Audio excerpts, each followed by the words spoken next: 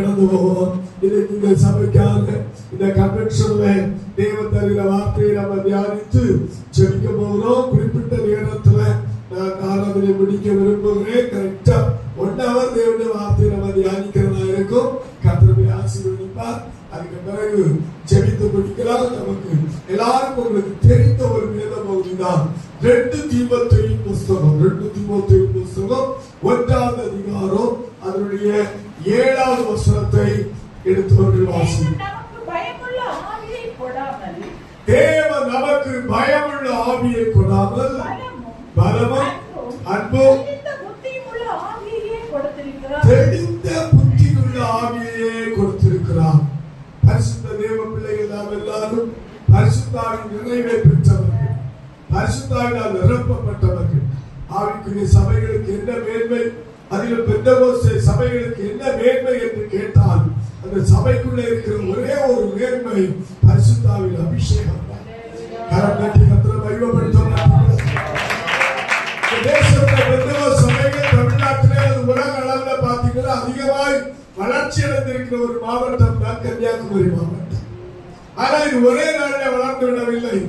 எவ்வளவோ கண்ணீர்களை பார்த்து எத்தனையோ அழுகைகள், அதுக்கு பிறகு இந்த சபை இவ்வளவு வளர்ந்து இருக்கிறது.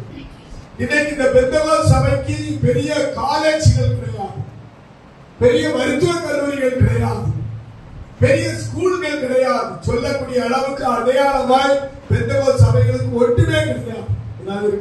ஒன்றுமே கிடையாது. பெரிய மருத்துவ கல்லூரி கிடையாது, 10-20 காலேஜ் கிடையாது, இன்ஜினியரிங் காலேஜ் கிடையாது.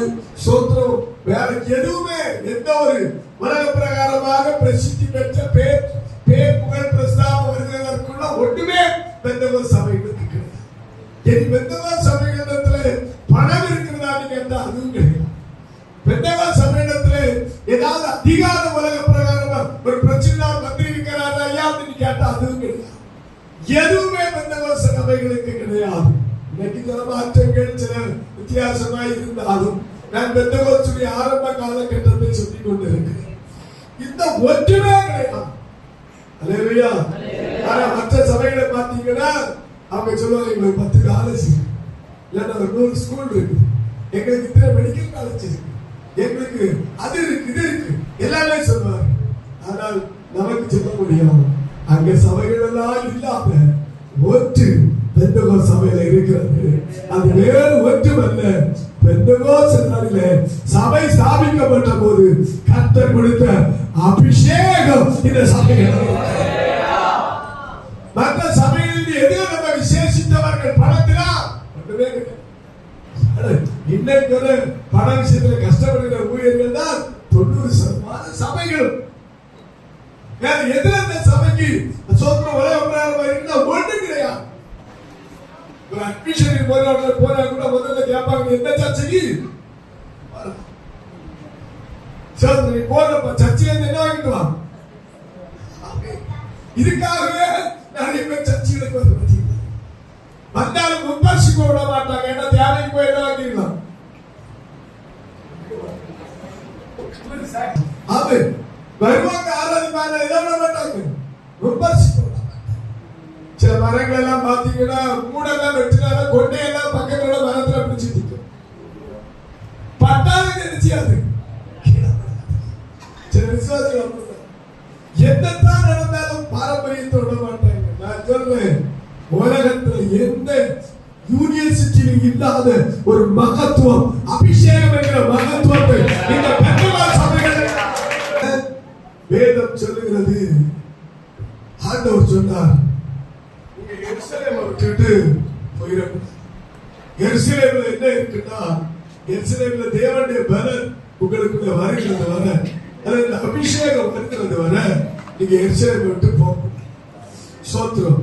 சபை ஸ்தாபிக்கப்பட்ட நாளிலிருந்து இன்றைக்கு வர சபையுடைய பலன் என்னவென்றால் அது அபிஷேகம். பரிசுத்தாவின் நிறைவு தேவனை ஆராதிக்கிற பிள்ளைகள் மாத்திரம் கரங்களை உயர்த்தி ஒரு விஷயம் கத்திரவுக்கு துதிக்க பார்ப்போம். பரிசுத்தாவின் அங்கேவா சன்னியானத்தோடு கத்திர துதிக்கிறவங்க பிரைஸ் தி லார்ட். ஹல்லேலூயா ஹல்லேலூயா. எத்தனை பாக்கியம். ஆமென். மற்றவங்க நீங்க சீக்கிரம் அபிஷேகத்தை பெறணும். அந்நிய பாஷையை பேசணும். அல்லேலூயா. பாடல் ஆராதனையில நல்ல கரங்களை தட்டி பாடணும், நல்ல துதிக்கணும், நல்ல அந்நிய பாஷைகளை பேசணும், தேவனுடைய அபிஷேகத்தில் நிரம்பணும். அதுதான் மற்ற சபைகளுக்கு நம்ம சபைக்குள்ள மேன்மை. அதனால என்ன, அங்க பேர் பிடிச்சவன் சாகிறது வரை பேர் பிடிச்சவனாட்டே இருப்பான். இங்க பேர் பிடிச்சவன் வந்தா அந்த பேர் விடுதலை. அங்க வியாதி பிடிச்சவன் கடைசி வரை அந்த வியாதியிலே காணப்படுவான்.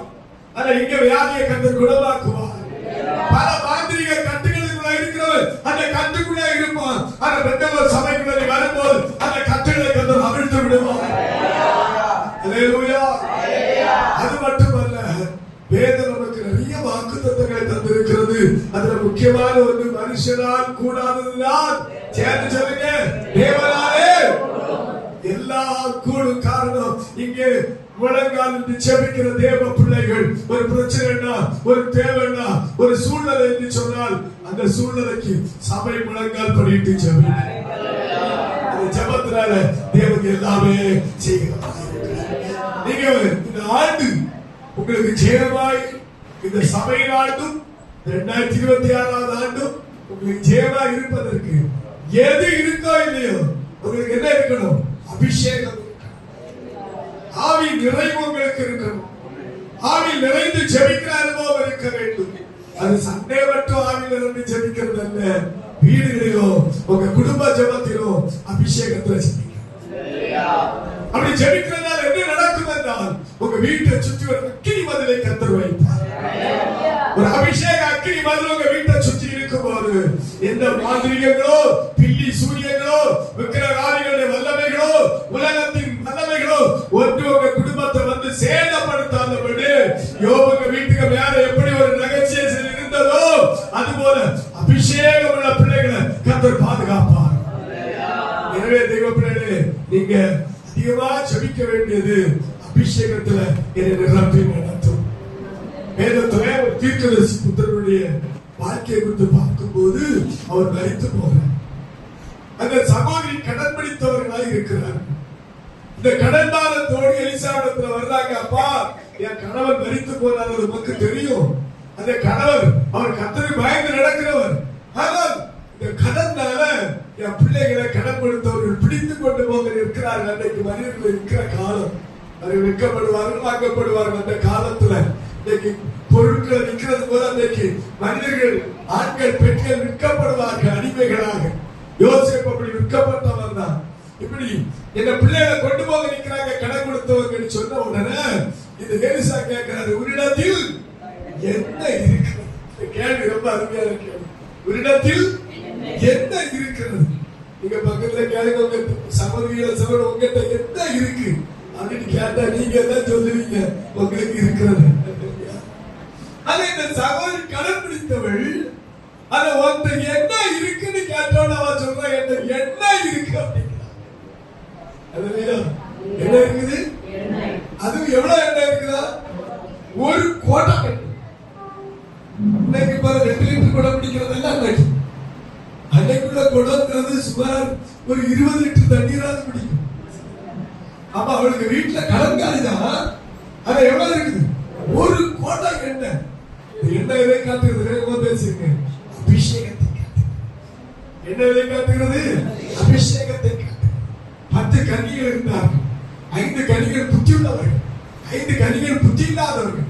புத்தி இல்லாதவருடைய கையில் என்னது இல்லை? எண்ணெய் இல்லை. விளக்கு இருந்து எல்லாம் இருக்கும், ஆனா எண்ணெய் இல்லை. ஆனா புத்தி உள்ள சகோதரி கையில் என்ன இருந்தது? விளக்கு இருந்தது, எண்ணெய் இருந்தது. விளக்கு ரட்சிப்பு, தேவனுடைய வேத வசன விளக்கு. ஆனா அபிஷேகம் என்பது எண்ணெய். இந்த சகோதரி வீட்டில் எவ்வளவு இருந்தது? ஒரு கோட்டை எண்ணெய். தேவனுடைய ஒரு சாப்பாட்டுக்கு வழி இல்லாமல் இருக்கலாம், அபிஷேகம் நமக்கு இருந்தே கூடாது. ராமன் சொல்ல மாட்டீங்க, சில கடன்கள் இருக்கலாம், சில பிரச்சனைகள் உனக்கு இருக்கலாம். அவன் அபிஷேகம் மட்டும் உனக்கு இருக்கும் என்றால் நீ எளிதாக கடந்து போக முடியும். எனவே இந்த 2026 கர்த்தர் சொல்றாரு, எனக்கு அபிஷேகம் தந்துருங்கப்பா. அபிஷேகம் வந்துட்டா எல்லாமே உனக்கு என்ன செய்யும்? அபிஷேகத்தை தான் கர்த்தர் சபைக்கு தந்தாரே தவிர சபைக்கு பணத்தை தரல. சபைக்கு வேற ஒண்ணுமே கர்த்தர் கொடுக்கல. நீ சபையை கர்த்தர் சொன்ன, நீ அபிஷேகத்தை பெற்றுக்கொள். அல்லேலூயா. அந்த சபையில இன்னைக்கு என்ன இருக்குது? அபிஷேகம் இருக்கிறது. அல்லேலூயா. எதிரே விசுவாசிக்க முடியும். அபிஷேகம் என்னைக்கு அபிஷேகம் இல்லாத சபை உயிரோடு என்னது? செத்த சபை. அபிஷேகம் இல்லாத சரீரம் என்னதுங்க? செத்தது. சரியா சொல்றேன்னா வசனத்தை சொல்றேன்னா ஏதாவது தப்பா சொன்னா நீங்க என்ன பாஸ்டர் இப்படி சொல்றீங்க உடனே கேளுங்க. தெரியும் உங்களுக்கு உரிமை இருக்கிறது. ஆனால் அபிஷேகம் இல்லாத ஆவி இல்லாத சரீரம் எப்படி இருக்குது? செத்தது. அபிஷேகம் இல்லாத சபையும்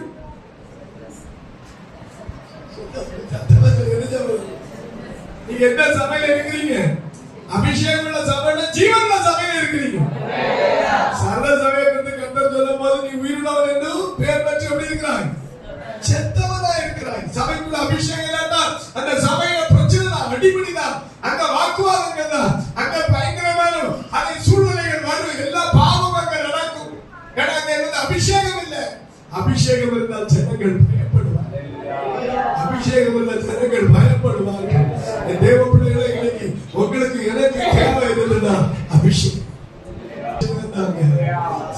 நாட்களை கற்பனை பிள்ளைகள் அதிகமாய் நீங்க கேட்க வேண்டியது எனக்கு அபிஷேகத்தை தாரும். ஆண்டவர் எசேக்கியேல் தீர்க்கதரிசிய நீயே கூட்டிட்டு போறாரு. முதல்ல 1000 முழம் அளக்கிறாரு. அது எவ்வளவு வந்ததுன்னா கணுக்கால் அளவு தான் வந்தது. பல நாட்கள் வந்தாச்சு, சில வருடங்கள் வந்தாச்சு. அவன் கணுக்கால் அளவு தான் வந்திருக்குது. இன்னும் 1000 முழம் அளந்த போது முழங்கால் அளவு வந்தது. இன்னும் 1000 முழம் அளந்த போது இடுப்பளவு வந்தது. இன்னும் 1000 முழம் அளந்த போது நீச்சலாளத்துக்குள்ள போனது. இந்த சமயத்தில் 2026ஆம் ஆண்டு நீச்சலாளத்துக்குள்ள கர்த்தர் கொண்டு போகிறது. ஹல்லேலூயா, ஹல்லேலூயா. கடந்த 2 நாட்கள் இயேசுவின் பாதத்தில் இன்று அருமையான வார்த்தைகளை நீங்க கேட்டிருக்கிறீங்க. பாதத்தில் இருக்கிறவங்களுக்கு மேன்மையே இயேசுவின் அபிஷேகத்தை தரை பெற்றுக்கொள்ள கர்த்தர் ஆசீர்வதிப்பார்.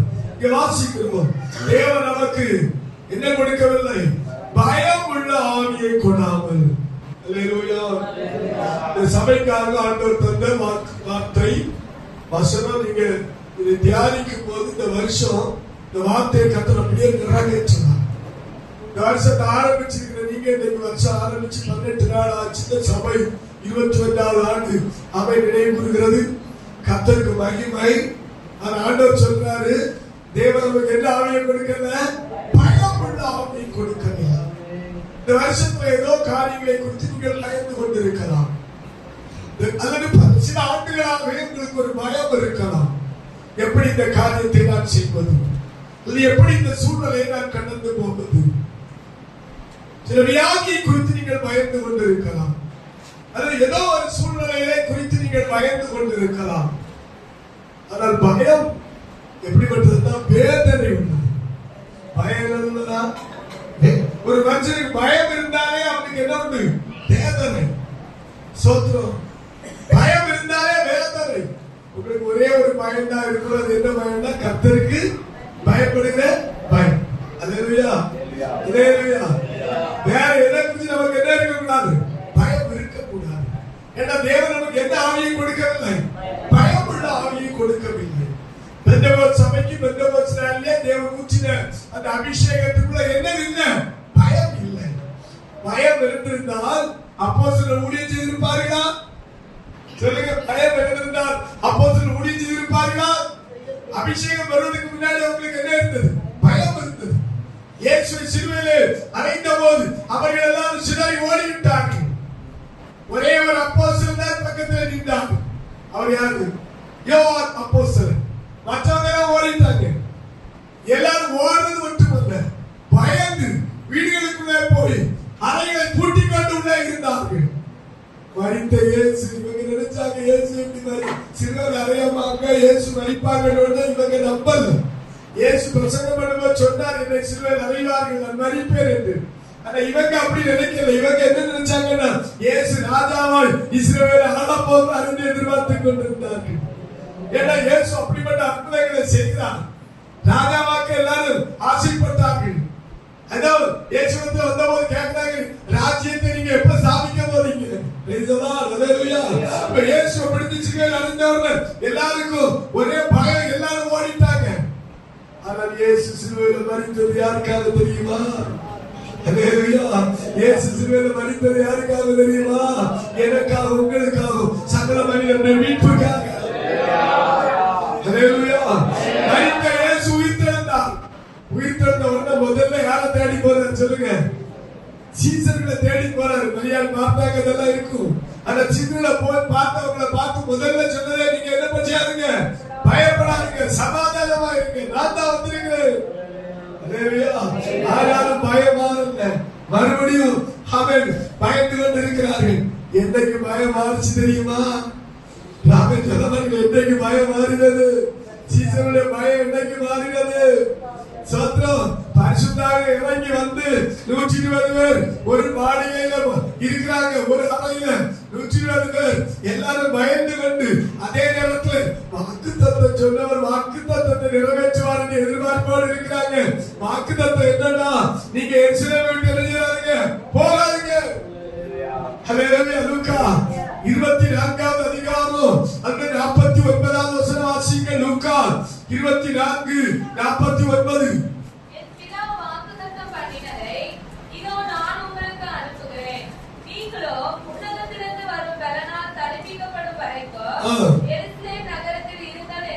எருசலேம் நகரத்தில் இருந்தவங்க காத்திருக்கிறாங்க. எத்தனை நாள்? 10 நாளா காத்திருக்கிறாங்க. 10வது நாள் ஹல்லேலூயா, பெந்தெகோஸ்து நாளிலே ஆவியானவர் இறங்கி வந்தார். ஆமென் சொல்லப்பட்டீங்களா? பரிசுத்தர் இறங்கி வந்தார். இந்த 100 பேரும் அக்கினிமயமான நாவில் வந்து உட்கார்ந்தது. எல்லாரும் தேவ தந்தருள்ள பாஷைகளை பேச தொடங்கினார்கள். ஹல்லேலூயா. பெந்தெகோஸ்து சபைக்கு ஒரு பலன் என்பது எல்லாரும் பாஷைகளை பேச தொடங்கினார்கள். அந்நிய பாஷை பேச சிலர் நினைக்கிறது பாஷையில முடிஞ்சு போச்சு. இப்படி ஒரு கூட்டம் இருக்கு, கிறிஸ்தவர்களே இருக்கிறாங்க. அந்நிய பாஷையில போச்சு, முடிஞ்சு போச்சு. அந்த பிரைவேட் அன்னைக்கு நினைச்சாங்க, தொடங்கினாங்க. ஜஸ்ட் ஸ்டார்ட், முடியல, தொடங்கினா தெரிஞ்சிருக்கு. என்னைக்கு முடியும்னா சபை என்னைக்கு பரலோகத்துக்கு போகும், அன்னைக்கு அந்நிய பாஷை. எதுக்கு அந்நிய பாஷை? தேவனோடு ரகசியம் பேசுவது. அந்நிய பாஷையில் பேசுகிறார், மனுஷனோடு பேசுகிறார், யாரோடு பேசுகிறார்? தேவனோடு ரகசியம் பேசுகிறார், சீக்கிரட் பேசுகிறார். கணக்கினாலே பக்தி விருத்தி உண்டாக பேசுகிறார். அந்நிய பாஷை பேசும்போது நமக்கு என்ன உண்டாகும்? பக்தி விருத்தி. நமக்கு பரிசுத்தத்தின் மேல் பரிசுத்த ஆவியை நம்மை கழுவுகிறார், நம்ம சுத்திகரிக்கிறார். அது மட்டுமல்ல, தேவனோடு ரகசியம் பேசுகிறோம். பேச தொடங்கினார். பாருங்க, அந்நிய பாஷைக்கு எதிராக நிறைய புஸ்தகங்கள், பிரசங்கங்கள் எல்லாம் இருக்கிறது. நிறைய பேர் அந்நிய பாஷை பேசுவதில்லை. நிறைய மனிதர்களை சொந்தம் பேச விடாமல் ஆக்கி விடுகிறார்கள். பவுல் சொல்கிறார், உங்கள் எல்லாருக்கும் நான் அதிகமாக என்ன செய்வேன்? அந்நிய பாஷை. மலையாளத்தில் அந்நிய பாஷை என்று இருக்கும், தமிழ்ல பாஷைகள் என்று இருக்கும். எல்லாரும் அதிகமாக பேசுகிறேன் அப்படிங்கிறார். அந்நிய பாஷை பேசுறதுக்கு சபையில் என்ன செய்யாதீர்கள்? தடை பண்ணாதீர்கள் என்று வேதம் சொல்கிறது. கொரிந்தியர் 16 வாசி. அந்நிய பாஷை பேச என்ன செய்யாதீங்க? தடை பண்ணாதீங்க. ஏன்னா அது பக்தி விருத்தி உண்டு பண்ணுகிறது. அது தேவனோட ரகசியம் பேச வைக்கிறது. ஒரு நாள் என்னுடைய வாழ்க்கையில் நடந்த ஒரு சம்பவத்தை சொல்லுங்க. 20 ஆண்டுகளுக்கு மேல இருக்கும், அல்லது குறையாம ஒரு 10-15 ஆண்டு இருக்கும். அந்நிய பாஷைக்கு விரோதமா பல காலத்தில் உள்ள பிரசங்கங்கள், புக்கள் வாசிச்சிருக்காரு. அன்றைக்கு நான் வாசித்த புக்கு என்னை ரொம்ப குழப்பிட்டு, ஒரு அந்நிய பாஷை கிடையாது என்று சொல்லி அது பிரதமர் சபையை சார்ந்த ஒருவர் எழுதின ஒரு புக்கு எழுதியிருந்தார். 150 பேஜுக்கு ஒரு புக்கு. அதெல்லாம் ஒரு விசுவாசத்தை சபைக்கு ஒரு ஆசிரியருக்கு பதில் கொடுக்க அப்படின்னு அதை படிச்சுட்டு 2-3 நாளா படிச்சு ஒரு நாள் படிக்கும்போது என்ன அப்படின்னு சொல்லி எனக்குள்ளே ஒரு கேள்வி, அப்ப நம்ம பேசுறது சரியா தப்பா இருக்கும்போது உண்மையிலே எனக்கு சர்ச்சை அடைக்கும்போது சர்ச்சையில ஒரு சின்ன நிலைமையில இருந்த சபை நான் அந்த மேசைக்கு பக்கத்துல ஜெபம் பண்ணிட்டு நீங்க எனக்கு காசு கொடுத்துருக்கிறீங்க, அதை எல்லாம் எழுதுறாங்க, பிரசங்க நடக்கிறாங்க, பைபிள்ல அதை 5 மாசம் பேசிக் பண்ணி இருக்கு அப்படி நான் நினைச்சுக்கிட்டே இருக்கும்போது ஒரு வாலிப பிள்ளைய 4-5 ஆட்கள் தூக்கிட்டு வராங்க. நடந்தது அப்படியே சொல்லு. அப்போ தூக்கிட்டு வராங்க. அந்த பிள்ளை ஸ்கூல்ல வச்சு அவளுக்கு அந்த உபத்திரவத்தினால ஒரு பிரேதம் போல அவன் இருக்கு விழுந்து கிடக்கு. 2-3 முறை இப்படி நடந்த போது மருத்துவமனைகளுக்கு எல்லாம் கொண்டு போய் அவங்களுக்கு அந்த ஜஸ்டிஸ் மறுபடியும் ஸ்கூலுக்கு அனுப்பி இப்படி அந்த பிள்ளை மறித்த பிள்ளைய போல விழுந்த பிள்ளைய தாய் சொல்லிட்டாங்க, இந்த முறையும் அவளை அழைச்சவங்க இனி மருத்துவமனை கொண்டு போக வேண்டாம், ஏதாவது ஒரு சர்ச்சை கொண்டு போக. அப்போ மருத்துவ கல்லூரி பக்கத்துல இருக்கிற சர்ச்சை எதுன்னா நம்ம சர்ச்சை தான். சர்ச்சை கொண்டு வந்துச்சு. நான் உட்கார்ந்து இருக்கிற அந்த பிள்ளைய கொண்டு படுக்க வச்சுட்டு சொந்தக்காரங்க பையன்மாரு எல்லாம் வாய்ப்பு பையன்மாரு அவங்க சொந்தக்காரங்க தாய் மட்டும் பக்கத்துல நடந்து மற்றவங்க சுத்தி நிற்கிறாங்க. அந்த பிள்ளை எனக்கு தெரிஞ்ச சகோதரி, எனக்கு தூரத்து சொந்தம். அவன் என்னை பார்த்து கண்ணை கூப்பிட்டுட்டான்ற பிள்ளைய கையை காட்டி நான் அப்படி எழுப்பும் போது நான் சொல்றேன், தமிழ்ல ஒரு வார்த்தை கூட சொல்ல மாட்டேன், தமிழ்ல ஒரு வார்த்தை கூட சொல்ல மாட்டேன்.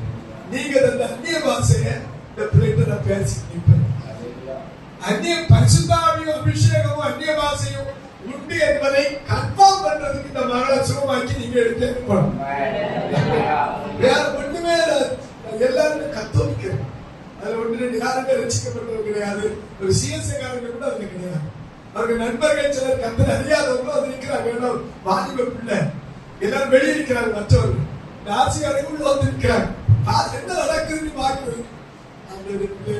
அந்த தாய் பிடிவாதம் பண்ணி சர்ச்சை கொண்டு வந்திருக்கிறார். ஒரு 10-15 நிமிஷம் அந்நிய பாஷை பேசுவாரு. சகோதரிகள் சர்ச்சையில ஜெபம் பண்ணிட்டு வராங்க. அவங்களே அழைச்சி ரவுண்டா நின்று ஒரு 10-15 நிமிடம் வேற திரும்ப திரும்ப ஆண்டவர்ட்ட உண்மைதான் கர்த்தரே அந்நிய பாஷை பேசிக்கிட்டே இருப்பேன். நீங்க அபிஷேகத்துல அந்நிய பாஷை இருக்கிறவங்க என்பதை கன்ஃபார்ம் பண்ணுங்கன்னு சொல்லி ஜெபித்து கொண்டே இருக்கும் போது இந்த மகள் தானாகவே தாய்க்கு மடியில போய் படுத்தாள். எழுப்பி உட்கார்ந்தா அவன் எங்களோடு ஜெபிக்க ஆரம்பித்தான். கர்த்தர் பெரிய அற்புதத்தை செய்தார்.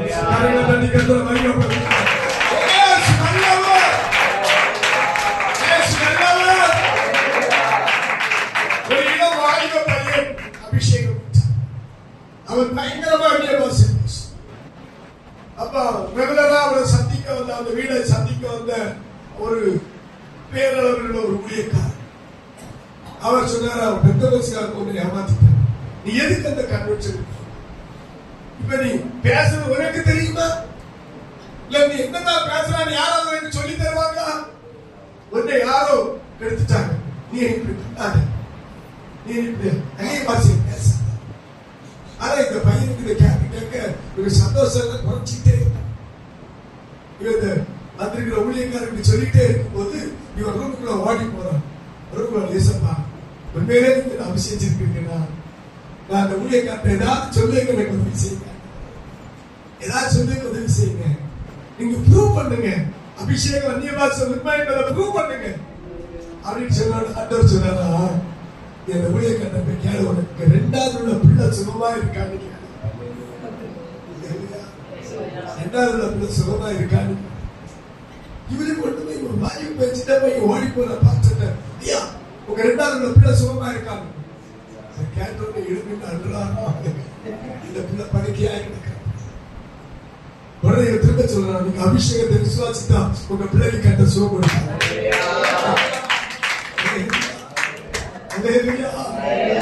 தெய்வ பிள்ளைகளே, அபிஷேகத்துக்கு விரோதமா பேசாதீங்க, அபிஷேகத்தை சந்தேகப்படாதீங்க, அந்நிய பாஷை பேசுறத மட்டுப்படுத்தாதீங்க. தேவன் அந்த பாஷை தேவனோடு நகைச்சுவை பேசுவதற்காக, பக்தி விதி அடைவதற்காக தேவன் அந்த பாஷை நல்லா பேசுங்க. யார் என்ன சொல்லட்டும், நீங்க அதை பற்றி கவலையே படாதுங்க. பரலோக பாஷை, பரலோகத்துக்கு போதுமானி பேச வேண்டிய பாஷை. கர்த்தரை ஆசீர்வதிப்பார், கர்த்தருக்கு மகிமை உண்டாவதாக. அபிஷேகம் அந்நிய பாஷை அடையாளத்தோடு நீங்கள் பெற வேண்டும். அபிஷேகம் விசுவாசிக்கு இருக்கிறதா என்று கேட்டால் எல்லாருக்குள்ள யார் இருக்கிறார்? ஆவியானவர் இருக்கிறார். பரிசுத்தாவி இல்லாம ஒருவர் இயேசு என்ன செய்ய முடியாது, இரட்சகனாக ஏற்றுக்கொள்ளவே முடியாது. நம்ம இயேசுக்குள்ள வருகிறோம் என்றாலே ஆவியானவர் இயேசுக்குள்ள வழி நடத்துகிறார். அதனால அபிஷேகம் என்பது மேன்மையா. சொல்லுங்க, அபிஷேகம் என்பது மேன்மையா, ஆவிக்குரிய உன்னதமான அனுபவம். அல்லேலூயா. அதிலும் வரங்கள், வல்லமை, தீர்க்கதரிசன வரங்கள், குணமாக்கும் வரங்கள், 9 வரங்கள் அந்த அபிஷேகத்துக்குள்ள கர்த்தர் வச்சிருக்கிறார். அந்த சபையில வெளிப்படணும். இந்த சபையில வெளிப்படுவதற்கான கர்த்தருக்கு நன்றி செலுத்துகிறேன். எனவே அன்பு தெய்வங்களே, தேவன் சபைக்கு அபிஷேகத்தை தந்திருக்கிறார். அந்த அபிஷேகம் எப்படிப்பட்ட அபிஷேகம் இல்ல, பயமுள்ள அபிஷேகம். அபிஷேகம் வந்து அப்போஸ்தலர் எழுந்து நின்று பிரசங்கம் பண்றாங்க. நீங்க சிலுவையில் அறைந்த இயேசுவை தேவன் எழுப்பினார். அதற்கு நாங்க யாரு? பயம் இல்லாம அன்னைக்கு எருசலேம்ல நடக்கிற ஊழியம் இன்னைக்கு எங்க வர பயம் இல்லாம நடந்துகிட்டு இருக்கிறாங்க. வெள்ளியாறு கூட வர பயம் இல்லாம நடந்துகிட்டு இருக்கு. சந்தோஷத்துல பிள்ளைகள் கரங்களை தட்டி இந்த பிள்ளைகள் பயப்படுறவங்க நாங்க என்ன செய்திருக்க மாட்டாங்க.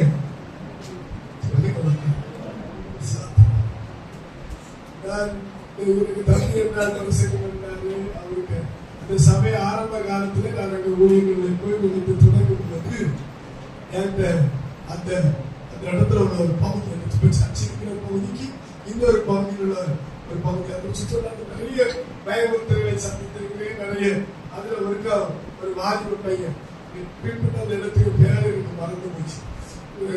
அந்த பக்கத்துல ஒரு நாள் முடித்து போயிட்டு அவன் வரும்போது அந்த பையன் என்ன சொன்னான், உங்களுக்கு உயிர் வேண்டாம், நீங்க என்ன செய்யக்கூடாது. நான் ஒரு விஷயத்துக்காக ஒரு கார்ல போயிட்டு நான் கார்ல போய் ஏறி காரை திருப்பதற்கு ஓடி வந்து காரை தட்டி நிறுத்தி உங்களுக்கு உயிர் வேண்டாம், நீங்க என்ன செய்யக்கூடாது. அப்ப அந்த வீட்டுக்கார ஒரு மேரேஜ்காக சொல்லிட்டு போயிருந்தேன். அந்த வீட்டுல பிள்ளை ஓடி வந்து பாஸ்டர் என்ன சொன்னாங்க, ரொம்ப மோசமான என்ன சொன்னாங்க. ராவணன் எல்லாரும் கேட்டு கல்யாணம் நடக்க சரி நாளைக்கு அவர்கள்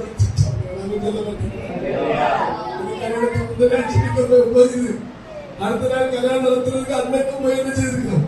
இப்படி ஒரு முறை 2 முறை இல்ல, ஒரு முறை 1 இடம் 2 இடம் இல்ல, எத்தனையோ இடத்துல நான் இப்ப இருக்கிற இடத்துல கூட சோத்திரம் ஒரு உயிர் வேண்டாம் போயிருந்து சொல்லவங்க இருக்கிறாங்க. உண்மையிலே அபிஷேகம் ஒரு தெய்வ பிள்ளைக்கு இருந்தா அவனுக்கு என்ன பயம் கிடையாது. பிசாசு பயமோ, மனித பயமோ, உலகத்துள்ள பயமோ எதுவும் அவனுக்கு சத்தமா சொல்லுங்களா கிடையாது. உயிரை குறிச்சு அவனுக்கு என்ன கிடையாது, பயம் கிடையாது. உயிருக்கு பயந்தவன் இந்த ஊழியத்துக்கு பிரயோஜனமற்றவன்.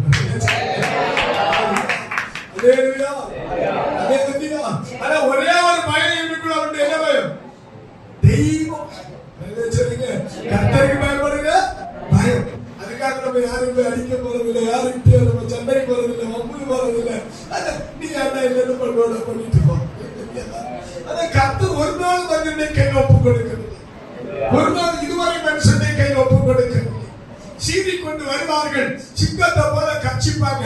ஆனா தேவ பாதுகாப்பு கிருபை கூட இருக்கிறார்கள். கண்டாலும் தெரியாமல் போவாங்க. ஒரு வழியா வருவார்கள். கரைகளை தட்டி அபிஷேகத்தை தேவ பயமுள்ளார்கள்.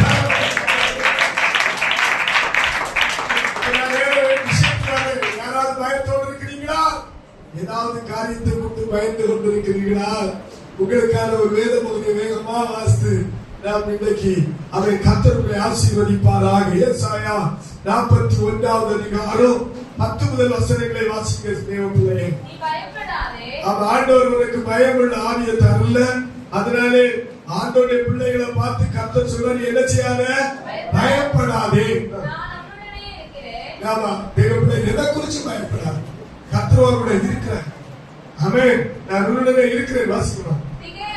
திகையாது, நானும் தேவன், உன்னை பலப்படுத்தி உனக்கு சகாயம் பண்ணுவேன். நீ பயப்படாத, இந்த விஷயத்தை பயப்படாத. சோத்திரம், நான் உன்னோட கூட இருந்து உன்னை பலப்படுத்தி உனக்கு சகாயம் பண்ணுவேன். அடுத்தது, நீதியின் வலது கரத்தினால் உன்னை தாங்குவேன்.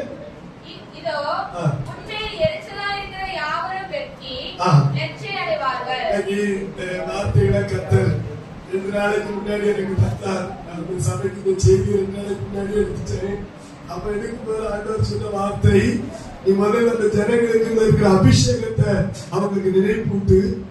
புதுசா இருக்கிறவங்களுக்கு இருக்கிற அபிஷேகத்தை குறித்து உங்களுக்கு எழுதணும், நினைப்பூட்டணும். அந்த ஆவியர் எப்படிப்பட்டவர்னா பயத்துக்குரிய ஆவியாளர் அல்ல. அப்புறம் நீ என்ன செய்யாதே, பயப்படாதே, சோத்திரம், நான் உன்னுடன் இருக்கிறேன், திகையாதே, நான் உன் தேவன், நான் உன்னை என்ன செய்வேன், பலப்படுத்தி உனக்கு சகாயம் பண்ணுவேன், நீதி வலதுகரத்தினால். கர்த்தரே அவருக்கு நீதி வலதுகரத்தினால உங்களை தாக்கும் போது எதுக்கு பயப்பட, எதுக்கு பயப்படணும் சகோதரி, எதுக்கு நீ பயப்படணும்? கரத்தை யார் பிடிச்சிருக்கிறா? கர்த்தர் அவருக்கு நீதி வலதுகரத்தினால உன்னை தாங்குவார். அல்லேலூயா. உங்களுக்கு தான் தெரியும், சில தெருக்கள் நடந்து போது பிள்ளையோடு பெற்றோடு நடந்து போனால் திடீர்னு சில நாய்கள் ஒவ்வொரு துள்ளிட்டு வந்தா அந்த பிள்ளைங்க வடிக்க யாருக்கு கையை பிடிக்கும்? அப்பாவுக்கு கைய அல்லது அம்மாவுக்கு கைய. இந்த பிள்ளைகள் பிடிக்கிறதுக்கு முன்னாடி இந்த தகப்பன் அல்லது தாய் அந்த பிள்ளைங்க கையை என்ன செய்வான்? பற்றி பிடிப்பாங்க. கடந்து செல்கிற பாதையில யார் உங்க கூட வருகிறார்களோ இல்லையோ, வானத்தையும் பூமியை படைத்த தேவன் உங்களோடு வருவார். உங்க கரத்தை அவர் பிடித்து நடத்துவார். எனவே பயப்படாதே. கரைகளை தட்டி கத்தரை பயன்படுத்து. ஹல்லேலூயா. அடுத்தது 11 வாசிக்க சொல்றீங்களோ? எல்லாரும் சேர்ந்து வாசிக்கிறோமா? ரொம்ப நல்ல பகுதி. இதை என்ன செய்ய, 2-3 காரியங்களோடு பேச வேண்டி இருக்கிறதுனால சேர்ந்து வாசிப்போம். இதோ உண்மையில் எரிச்சலாக இருக்கிற யாவரும் வெட்கி இலச்சனைவார்கள், உன்னோட வழக்காடுகிறவர்கள் நாசமாகி ஒன்றுமில்லாமல் போவார்கள், உன்னோட போராடுகிறவர்களை தேடியும் காணாதிருப்பார், உன்னோட யுத்தம் பண்ணின மனுஷர் ஒன்றுமில்லாமல் இல்பொருளாவார்கள்.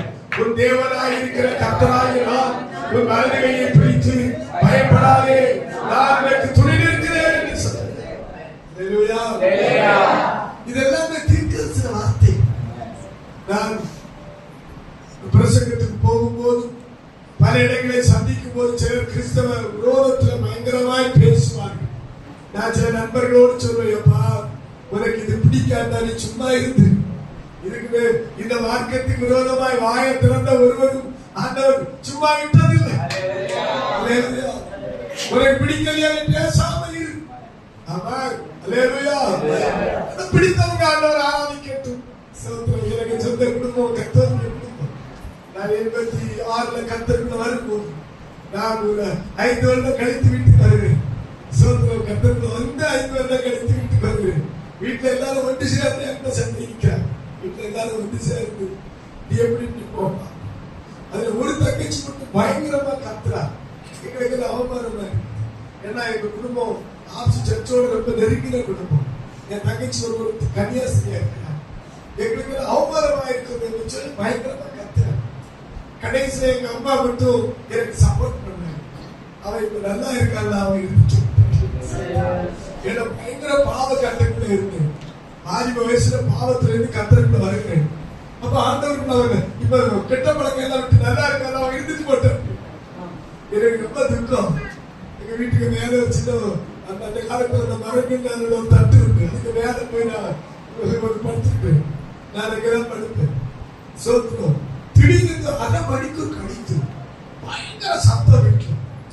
எந்த காலில் இருக்கிறாங்க எல்லாம் சுத்தி இருந்து எந்த வழக்காடுறாங்களோ அதே காலில் அதே இடத்துல எனக்கு சத்தம் போட்ட தங்கச்சி காலை வச்சுக்கிச்சு ஓடி அலறி அலறி அழுறான். எல்லாரும் தூங்குறாங்க. 7 பிள்ளைகள், அப்பா அம்மா 9 பேர், எல்லாரும் ஓடி இந்த ரூம்ல வந்தாச்சு. நான் சத்தம் கேட்டு நானே இறங்கி வாரேன். இவன் இந்த காலை பிடிச்சிட்டு ஓடி அழுறான். நான் ஓடி வந்து இயேசுவே இந்த காலில் கை வச்சே அழுகிறேன். எல்லாரும் நீ பாக்குறாங்க. நான் சொன்னேன், இந்த பெந்தகோஸ்தே மார்க்கம் உங்களுக்கு பிடிக்காது. இதை பற்றி ஒண்ணுமே செய்யாதுங்க. பேச நல்லதா இருந்ததா பேச முடிஞ்சா பேசுங்க. இதுக்கு தீதா பேசி ஒருவது தப்புனது கிடையாது. கர்த்தர் உண்மை. அல்லேலூயா. கரங்களை நல்லே சொல்லுங்க. அல்லேலூயா. அன்னைக்கு பேசினவங்க தான் இன்னைக்கு வந்து அவங்க அப்படி பழைய செய்யறதில்லை. பேசுறது இதெல்லாம் ரசிக்கப்படல. ஆனா எல்லாருக்கும் உண்மையான மார்க்கம் சத்திய மார்க்கம் இதுதான் என்று தெரியும். உன்னோடு சிலர் போராடலாம், நீ அவங்ககிட்ட போய் போராடலாம், நீ அவங்ககிட்ட போய் யுத்தம் பண்ணலாம். ஆண்டவர் சொல்றாரு, உன்னோடு போராடினவர்களை கையெழுத்து சொல்லுங்கம்மா, உன்னோடு போராடினவர்களை தேடி காணாதிருப்பாய். அல்லேலூயா. உன்னோடு எரிச்சலா இருக்கிறவர்கள் என்ன ஆகிப்போவார்களா? இருப்பார்கள். சில பிள்ளைகளுக்கு கொஞ்சம் வளர்ச்சி அடைந்தா சிலருக்கு எரிச்சல். ஒரு நல்ல வீடு வச்சுட்டாங்கன்னா சிலருக்கு எரிச்சல். சிலர் ஒரு நல்ல வண்டியை வாங்கிட்டாங்கன்னா ஒரு எரிச்சல். பிள்ளைகள் கொஞ்சம் நல்லா படிச்சுட்டுனா ஒரு எரிச்சல். சத்திரம். சில நன்மைகளை பார்க்கும் போது எரிச்சல். நீ கவலைப்படாத, கவலைப்படாத. உன்னோடு எரிச்சலா இருக்கிறவங்க நீ என்ன செய்வாய்? தேடியும் காணாத. இது என்னுடைய வார்த்தை அல்ல, இது ஜாய் பாஸ்டிக வார்த்தை அல்ல, இது சாம்ராஜ் பாஸ்டிக வார்த்தையும் அல்ல. இது யாருக்கு வார்த்தை இருந்தால் தேவனுடைய வார்த்தை. நீ பயப்படாத தெய்வ பிள்ளையே.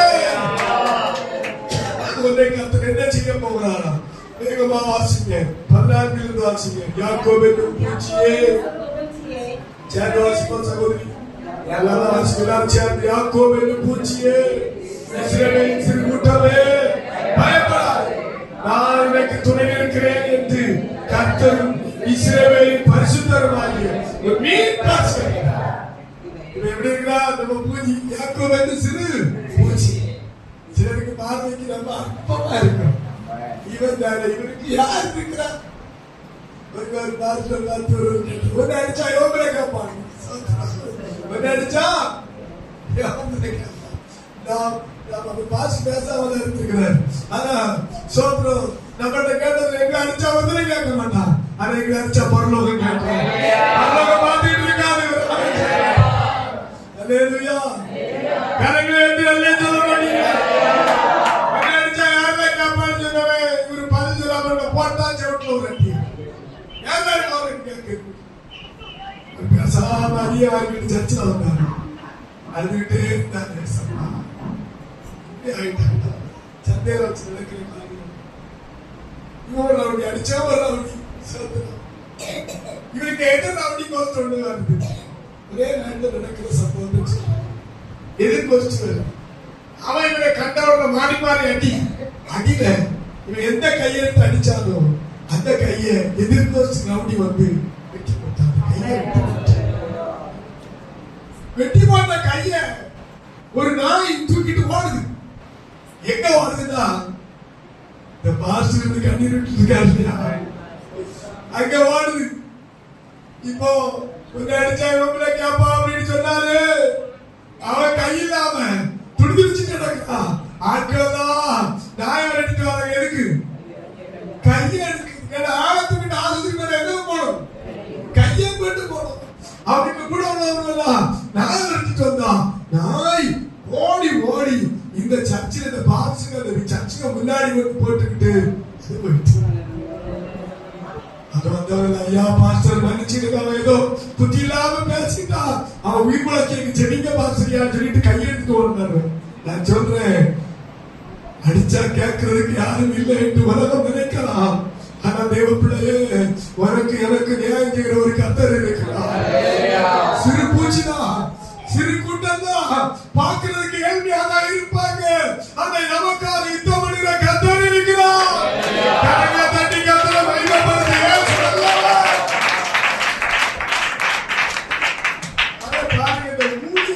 ஆதரவா யாருன்னா இருக்கிறாங்களோ அவங்களதான் எவ்வளவு கர்த்தர் ஆசீர்வதிக்கிறார் தெரியுமா? எவ்வளவு ஆசீர்வதிக்கிறார் தெரியுமா? ஒரு நாள் ஒரு இடத்துல பிரசங்கம் பண்ண போது அந்த சர்ச்சில் வந்து மேல வந்து வாழக்கூட. அப்போ அந்த வாழக்கூடைனால நான் அதிகமா சுப்பாயே போடுவேன். அப்போ அந்த சுப்பாவோட கூட்டம் முடிச்ச உடனே அது என்ன ஆயிடுச்சுன்னா சாம்பல் கிளம்ப. இதை மனசுக்கு ஒரே கஷ்டம். இந்த சர்ச்சுக்கு ஏதாவது செய்யணும். ஃபுல்லா ஒரு வித மாத்திரம் ஏற்ற ஒரு சீட்டு போடுறதுக்காக ஏதாவது ஹெல்ப் பண்ணணும் கத்தரை மனசுல வச்சுக்கிட்டு நான் அன்னைக்கு வீட்டுக்கு போறேன். சர்ச்சுக்கு போறேன், எனக்கு சர்ச்சுக்கு போறேன். அப்ப ஒய்ஃப்ட போய் சொல்றேன், எனக்கு அந்த சர்ச்சுக்கு போயிட்டு வந்து ரொம்ப மனசு கஷ்டமாயி போச்சு.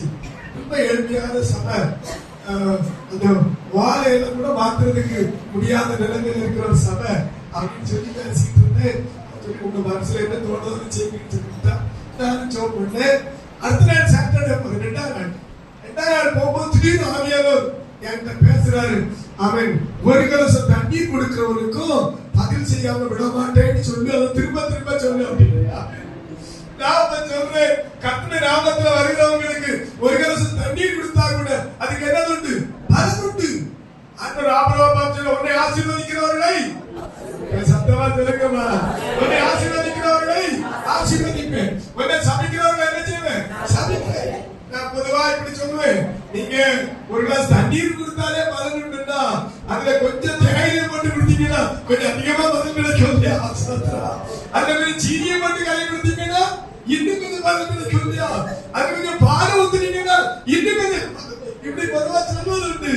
நான் அப்படி சொன்னேன், ஊழியர்கள் கொடுக்கிறது ஊழியர்களுக்கு அல்ல, சபைக்கு கொடுப்பது சபைக்கு அல்ல, தேவனுள்ள தேவனுக்கு கொடுக்கிறீங்க, அதுக்குள்ள பலனை கர்த்தர் உங்களுக்கு தருவார் அப்படின்னு எல்லாம் பிரசன்ட் பண்ணிட்டு இத கொஞ்சம் சவுண்ட் அது கன்வென்ஷன் பாச அது ஒரு ஹிந்து சகோதரன் பில்டிங் கான்ட்ராக்ட் வேலை செய்யக்கூடியவர்.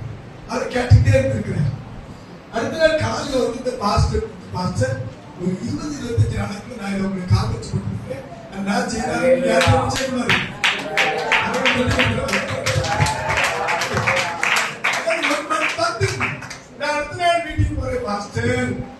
காகிட்டு கூட கர்த்தர் உதவி செய்திருக்கிறார். சொல்லக்கூடாதுன்னு அந்த நபர் சொல்லியிருக்கேன். சொல்றேன், ஒரு எந்த மனுஷனுக்கே தெரியும் சர்ச்சுக்கு காகிட்டு போட்டு கொடுத்தா நமக்கு என்ன வரும்? எதிர்த்து நிற்கிறவரை சும்மா விட மாட்டார், ஆதரவா இருக்கிறவரை ஆசீர்வதிக்காம விட மாட்டார். ரட்சிக்கப்பட்டு வருவதெல்லாம் ரெண்டாவது, அது ரட்சிக்கப்பட்டு வருவது பரலோகத்துக்கு வருது. சபைக்குள்ள யார் ரட்சிக்கப்பட்டு வரோட எங்க வருதுக்கு இங்க உள்ள ஆசீர்வாதத்துக்கு நம்ம வாழ்க்கை அடிப்படையில வரும். கர்த்தருடைய ஆசீர்வதிக்கட்டும் அதை சொல்லுகிறது.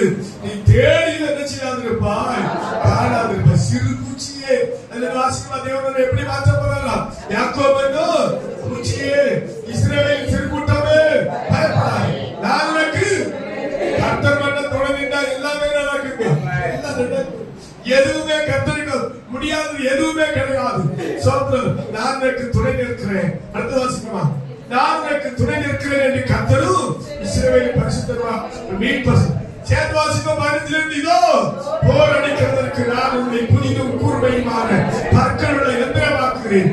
நீ மலைகளை மிதித்து நொறுக்கி புண்ணியங்களை பதருக்கு ஒப்பாக்கி விடுவாய். அவைகளை தூற்றுவாய். அப்பொழுது காற்றவளை கொண்டு போய் சுழல் காற்று அவைகளை பறக்கடிக்கும்.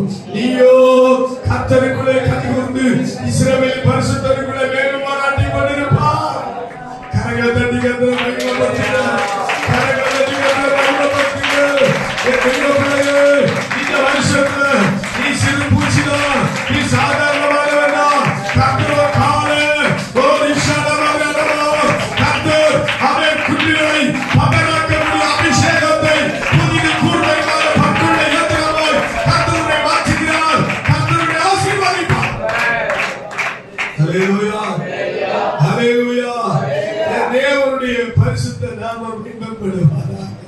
ஒரு அன்பான பிள்ளைகளே, எத்தனை பேர் ஆணித்தரமா நம்புறீங்க?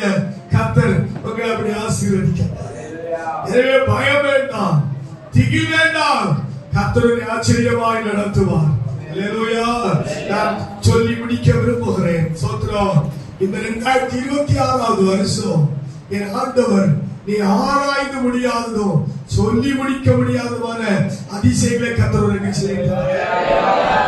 வேறு சொன்னாலும் விசுவாசிக்க கூடாத பெரிய காரியங்களை இந்த சபைக்குள்ளே கர்த்தர் செய்ய போகிறார். இந்த ஊழியத்திலே கர்த்தர் செய்ய போகிறார். விசுவாசிக்கிற பிள்ளைகளுக்காக கர்த்தரை துதிக்கிறேன். இந்த சபையிலே ஆண்டவருடைய ஆவியானவர் இருக்கிறதுனால, பரிசுத்தர் இருக்கிறதுனால இந்த சபையை கர்த்தர் உயர்த்த போகிறார். ஒரு ஷாலா விசுவாசிக்கிற பிள்ளைகள் நல்ல கரங்களை தட்டி அபிஷேகம் போகிறது.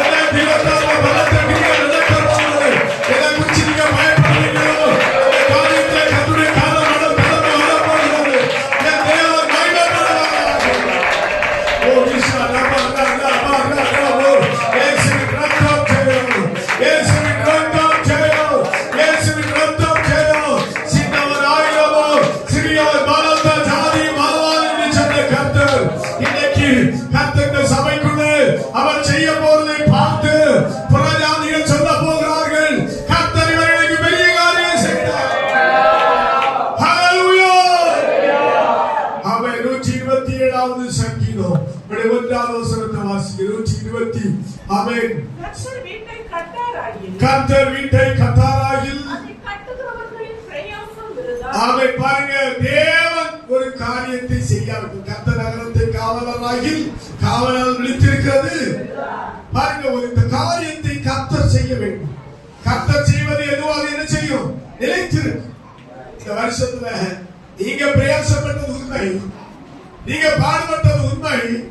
ஆனால் கர்த்தரே சில காரியங்களை செய்ய போகிறார். கர்த்தரே சில காரியங்கள் நீங்க அல்ல செயல்படுகிறது, கர்த்தர் செயல்பட போகிறார். நீங்க நிறைய பிரயாசப்படுத்தீங்க, நிறைய நீங்க கஷ்டப்படுத்தீங்க, ஆனா கர்த்தரே நீ செயல்பட போகிறார்.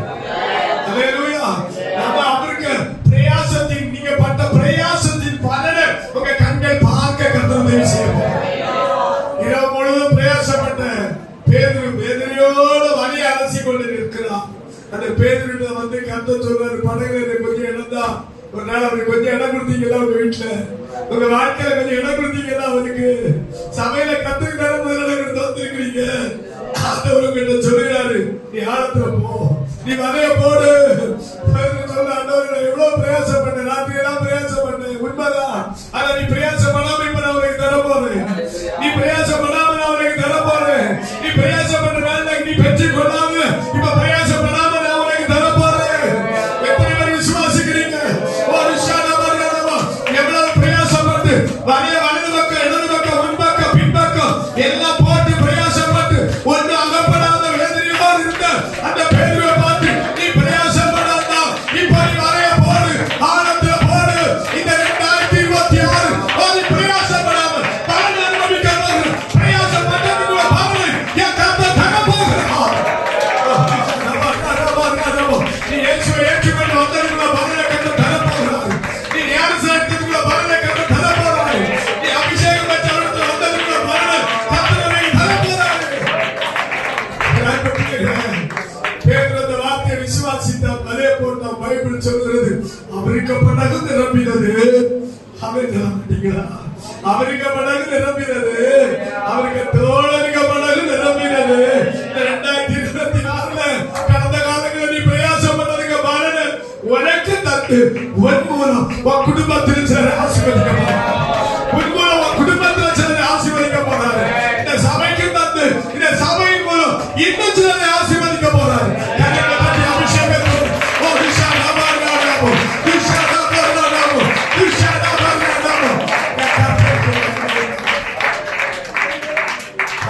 சபைக்கு எவ்வளவோ திறமை இருக்குது. ஆனா ஒவ்வொரு மாசமும் பாஸ்டர் கொண்டு மிஷனரி காணிக்க தருவார். இந்த காணிக்க அவங்களுக்கு எவ்வளவு தேவை இருக்குது. இத மிஷனரி கொடுக்கறவங்க விதைச்சிட்டு இருக்கிறார். விதைச்சிட்டு இருக்காரு பாஸ்டர். நீங்க நிறைய பேர் விதைச்சிட்டு இருக்கீங்க. இந்த சபையில வந்து பிரயாசம் பண்றீங்க, விதைக்கிறீங்க. ஆனா பலன்களை தேடி பாரப்படுறீங்க. இந்த 2026 கர்த்தர் உங்களுக்கு கூவி தர போகிறார். அடைச்சு தர போகிறார். அடைச்சு தர போகிறார். என் தேவனுடைய நாம மகிமைப்படுவதாக. கர்த்தர் அப்படி செய்வதனால் என்ன நடக்க போகுது? வேகமா வார்த்தைகளை முடிக்கிற குறிப்பிட்ட சொன்ன நேரத்தில் நான் முடிப்பேன். கர்த்தர் உங்களை ஆசீர்வதிப்பார். அல்லேலூயா. ஸ்தோத்திரம். பாருங்கள் என்ன நடக்க போகிறது. ஆமென். 126வது சங்கீதம் 1-2 வசனங்களை வேகமாக வாசிங்க. 120. சீயோனின் சிறையிருப்பை கர்த்தர் திருப்பும் போது ஆமென். நீங்க ஆச்சரியப்படக்கூடிய விதத்துல கர்த்தர் உங்களுக்கு செய்ய போகிறாரு. சொப்பனை காண்கிறது போல இருந்து அடுத்தது நம்முடைய நாவு ஆனந்தத்தினால் நிறைந்திருந்தது. கர்த்தர் இவர்களுக்கு பெரிய காரியங்களை செய்தார் என்று புறஜாதிகளுக்குள்ளே சொல்லிக் கொண்டார்கள். அல்லேலூயா, அல்லேலூயா, அல்லேலூயா. கர்த்தர் இவர்களுக்கு பெரிய காரியம் செய்தார். இந்த லெவியாத்ரோட சபையில கர்த்தர் பெரிய காரியம் செய்தார்.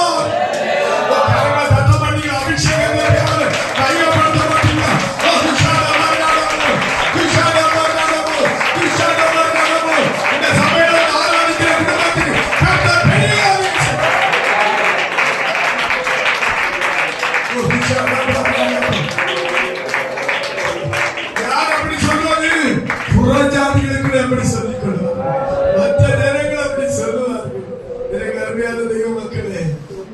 கிருபையினால இந்த அனுபவத்துக்குள்ள வந்து 40 ஆண்டுகளா இந்த ஆவிக்குரிய ஓட்டத்திலே ஓடுவதற்கு கர்த்தர் கிருபை நடத்தி கொண்டு வருகிறார்.